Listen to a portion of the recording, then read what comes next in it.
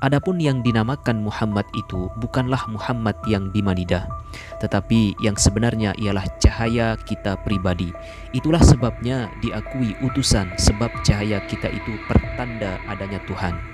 Masalahnya adalah begini, apabila kita benar-benar sampai kepada Tuhan, utusan Tuhan keluar dari kita, bahwa utusan Tuhan itu mendatangkan apa citamu, maka barang siapa percaya mendapat kasih ampun Tuhan. Apabila sudah menerima petunjuk yang demikian itu, harap hati-hati dan waspadalah di dalam hati.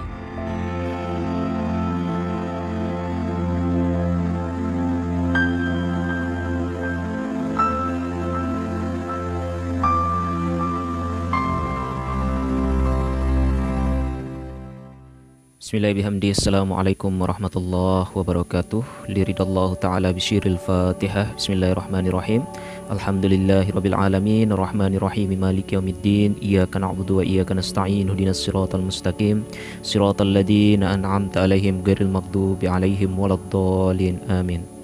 Subhanaka la ilma lana illa ma 'allamtana innaka antal alimul hakim. La haula wala quwwata illa billahil aliyyil azim. Qala al-musannif rahimakumullah, ilahiya anta maksudi waridaka matlubi i'tini muhibbataka wa ma'rifataka. Sahabatku, saudaraku, sigar penjalin dimanapun anda berada, semoga kalian dalam keadaan sehat walafiat, dalam keadaan sadar, dalam keadaan selalu mengikuti kehendak Allah Subhanahu wa ta'ala yang muncul di dalam batinmu. Alhamdulillahirabbil alamin. Kembali saya membuka muzakarah ilmu ma'rifat, ilmu hakikat, saudaraku, yang alhamdulillah pada kesempatan di malam yang berbahagia ini saya ingin menyampaikan sebuah muzakarah tentang ilmu usul diri yang fokus kepada musahadah, saudaraku, atau kesaksian dan penyaksian. Saudaraku sigar penjalin rahimakumullah, alhamdulillah rabbil alamin, di malam yang berbahagia ini saya ingin menyampaikan sebuah muzakarah ilmu hakikat, ilmu ma'rifat tentang usul diri, mengenal Tuhan, yang alhamdulillah malam hari ini kita akan membahas tentang kajian 2 kalimat syahadat, yang di sini nantinya akan fokus apa makna syahadat tauhid dan makna syahadat Rasul, saudaraku. Baik, kita akan mulai. Bismillahirrahmanirrahim. 2 kalimat syahadat. 2 kalimat syahadat itu ada 2 bagian. Pertama yang disebut sebagai syahadat tauhid, dan yang kedua disebut sebagai syahadat Rasul. 2 kalimat syahadat itu kita sudah maklum yang artinya menurut logat umum ialah aku naik saksi tiada Tuhan melainkan Allah, dan aku naik saksi bahwasanya Muhammad itu adalah utusan Allah. Maksudnya di sini ialah yang dinamakan Tuhan itu ialah kenyataan adanya hidup kita pribadi, sebab sebenar-benarnya yang kita sebut itu tidak ada. Itulah disebut tiada Tuhan, itu menetapkan hanya hidup kita pribadi. Sebab yang menyebut itu juga yang menyebut, dan yang menyaksikan itu juga yang disaksikan.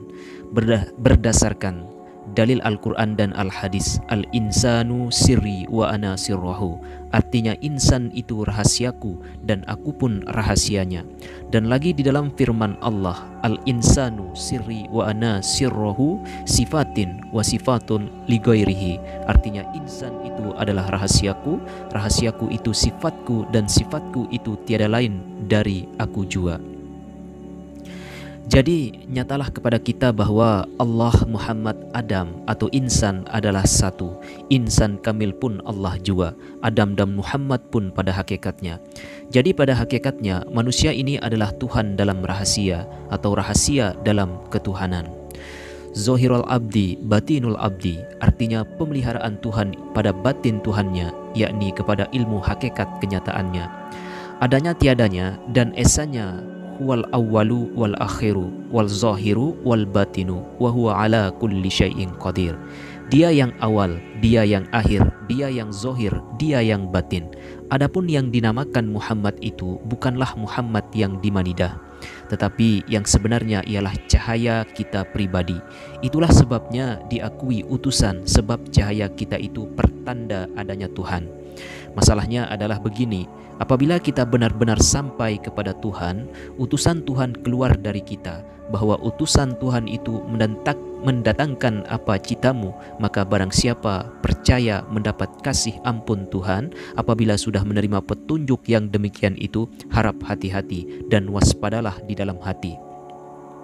Yang hidup kita pribadi itulah adanya nugraha dan anugerah Allah. Artinya nugraha itu Tuhan dan anugerah itu hamba. Sebab usaha senyawa di dalam badan pribadi, jangan syak dan ragu lagi. Artinya aku adalah suatu perbendaharaan yang tersembunyi. Aku ingin dikenal, maka aku jadikan makhluk supaya mereka mengenal aku dalam aku. Maka disinilah kita membutuhkan cita-cita, yaitu yang disebut jam'ul himmah. Dan ada lagi dalam sebuah hadis yang berbunyi, ma'lam yazuk lam ya'rif. Artinya barang siapa belum pernah merasai, maka belumlah ia akan tahu. Dan lagi dalam sebuah hadis yang berbunyi, ma'lam bizal lam yadir. Artinya barang siapa tidak merasai, niscaya tidaklah ia mendapatkan dan tidak beroleh makom arifin billah. Jadi dalam tingkat ini, siapa tiada merasai dengan rasanya, niscaya ia bergelimang dengan dosa durhaka kepada Tuhan dan kepada Rasul-Nya. Sekarang, baiklah, saya di sini akan teruskan kepada membicarakan tentang hulul. Hulul itu artinya yaitu ketuhanan atau lahu menjelma ke dalam diri insan atau nasut. Nur Muhammad sebagai asal usul segala kejadian amal perbuatan dan ilmu pengetahuan, dan dengan perantaranya seluruh alam ini dijadikan. Bila batin seorang insan telah suci di dalam menempuh perjalanan dalam hidup kebatinan, niscaya akan naiklah tingkat hidupnya itu dari suatu makom ke makom yang lainnya, yaitu dimulai dari makom yang paling bawah sampai makom ke paling tinggi atau yang disebut dengan makom mukarrabin. Mukarrabin artinya orang yang paling dekat kepada Tuhan. Di atas daripada makom mukarrabin itu, tibalah di puncak sehingga bersatu dengan Tuhan atau tunggal dalam rahasia. Maka di sini tidak dapat lagi dibedakan atau dipisahkan atau diceraikan di antara asyik dengan masyuknya.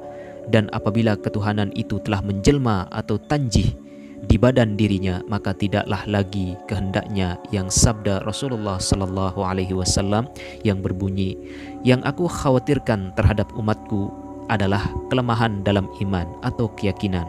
Kalau lemah dalam ibadah lahir dapat diperbaiki dengan kesabaran, kelemahan iman, keyakinan bisa membawa lenyapnya semua amal yang lalu atau yang sekarang dan yang akan datang. Maka daripada itu, ma'rifatlah lain tiada lain adalah kunci dari keseluruhannya. Sebab makrifat itu adalah puncak segala amal dan puncak segala kebahagiaan dunia dan akhirat. Puncak rasa nikmat ridhonya, jadi kesempatan adalah sorga. Karena adanya makrifat, dan neraka itu karena terhijab. Artinya tidak kenal kepada Allah dan tidak melihat Allah dalam apa yang ia lihat. Saudaraku sigar penjalin rahimakumullah. Jadi apakah yang menjadi ciri-ciri nas seorang yang bisa dikatakan arif billah atau orang yang sudah bertemu dengan hakikat Allah? Suatu tanda atau ciri nas dari orang yang lulus dalam perjuangan mereka selalu menyerah kepada Allah sejak awal perjuangannya. Mereka ridho kepada Allah dan berbuat menurut kehendak Allah. Pertama, adapun yang ciri yang pertama yaitu syu'ul basyirah, bercahaya akalnya. Yang kedua ainul basyirah, bercahaya ilmunya. Yang ketiga hakul basyirah, bercahaya ilahi atau hatinya. Di dalam sebuah keterangan, orang yang sampai kepada cahaya akal, yaitu Allah selalu meliputi dirinya dan mengurung mereka lahir dan batin. Artinya ia yang meliputi dan ia yang diliputi, ia yang mengurung dan ia yang dikurung. Orang yang sampai kepada cahaya ilmu, yakni Allah selalu bersamanya dimanapun saja ia berada. Ia merasa dirinya tidak ada lagi jika dibandingkan dengan adanya Allah, artinya adalah adanya Allah dan tidaknya adalah tiada makhluk. Karena pada hakikatnya makhluk itu fana kepada Allah atau karam kepada Allah, atau yang disebut sebagai fana zahir dan fana batin, fana lahir dan fana batin. Inilah yang disebut sebagai seseorang arif billah. Karena ahli hakikat itu hanya melihat kepada Allah saja walaupun matanya terbelalak melihat alam. Orang seperti ini bukanlah tidak melihat kepada sesuatu di sampingnya, Karena itu tidaklah berdiri sendiri. Mereka tidaklah lagi kehendaknya yang berlalu, melainkan kehendak Allah Ta'ala jua. Apabila ruh Allah telah meliputi akan Isa anak Maryam, demikianlah pula kita ini pada hakikatnya tiada berbeda-beda dengan Isa alaihissalam. Jadi apabila siapapun mampu memfanakkan dirinya ke dalam Tuhan, yaitu dengan pensucian ruh, maka pada waktu itu ruh Allah masuk ke dalam badan insan, maka dikala itu perbuatan dan iradat insan tadi menjadi perbuatan dan iradat Tuhan. Tugas insan ain Allah dan Allah ain insan. Jadi pada hakikatnya manusia itu adalah Tuhan dalam rahasia. Sebab insan jadi diri pada zatnya jua atau yang disebut sebagai rahasia. Tuhan menurut bentuk dan suruhnya sendiri. Itulah sebabnya maka Tuhan menindahkan kepada malaikat supaya sujud kepada Adam atau manusia. Ini adalah bukti nyata di dalam Al-Quran. Tuhan itu menjelma atau tajalli kepada insan yang telah sanggup memfanakkan dirinya ke dalam Tuhan, sehingga mendapat bakok di dalamnya, fana ke dalam Tuhan dan bakok di dalam Tuhan, cinta ke dalam Tuhan dan kecintaan Tuhan. Sekarang di sini saya ingin melanjutkan pula kepada pembicaraan tentang hakikat di sini, saudaraku. Perkataan hakikat berpokok dari kata al-haqqu atau sebenarnya, kemudian pindah menjadi muhaqqa, nyata kebenarannya.